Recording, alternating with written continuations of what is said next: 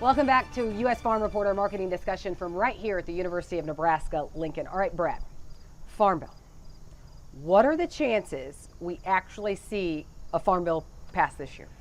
I think the chances, unfortunately, are pretty slim. There's only one person seemingly optimistic about getting the Farm Bill done, and that's Chairman Glenn Thompson, who did, in fact, get the Farm Bill through the House Ag Committee.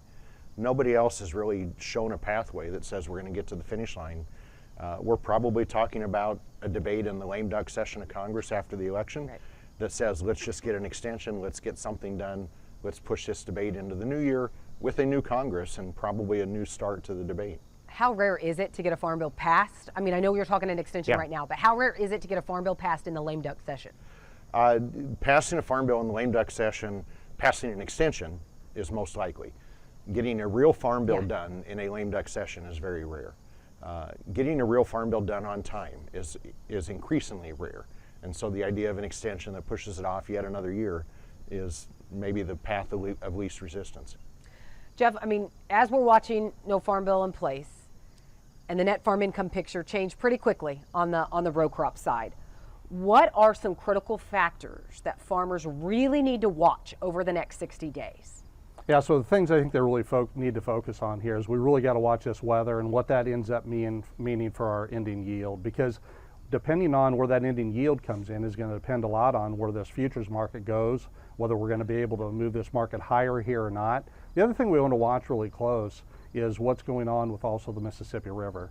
And that's going to come into play because that can impact basically the cost of freight that we have, and that can impact our competitiveness on the export side. So we're going to have to watch our exports. There's been a lot of talk about new crop exports for corn, soybeans. We're going to have to watch that. Got to keep a very close eye on South America, what's going on down there and the conditions that's down there. In addition, we want to watch Ukraine. Ukraine's been very dry. And currently, I think the production estimates that USDA has out there right now, we probably need to bring those back a little bit. So we need to keep a close eye on that. Not to mention what ends up happening with their ability to export any of the crop out of Ukraine out through those ports. So those are some of the major things right now, Ty, we need to keep an eye on. Yeah, Jeff, you mentioned South America. Doug, is it too early to talk about the heat and the dryness that we're seeing in South America, specifically Brazil?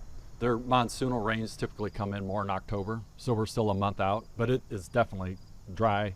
But the La Nina pattern that we haven't fully progressed into that type of pattern, but that does leave them in more risk for more dryness. So that'll be something we're gonna have to watch. But to say it today, the models don't go far enough out. I mean, if it's European models or GFS models, and now they're using AI models, but there's a lot of look at those big picture patterns, and it's definitely a risk, but it could change pretty quick. Yes. Like it did last year. Exactly, and that's what we were reminded of every year. Well, Brad, I mean, we talked a lot about the Farm Bill, but is that the biggest policy issue right now that farmers need to be watching in Washington?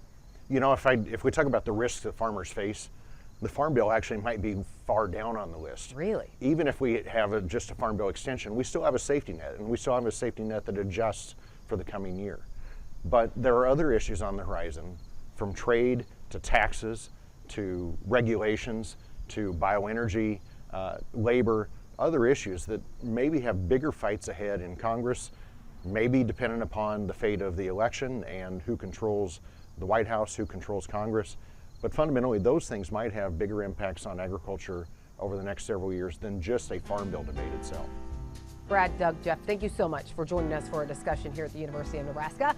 All right, we need to take a quick break, and then we'll have much more right here on U.S. Farm Report.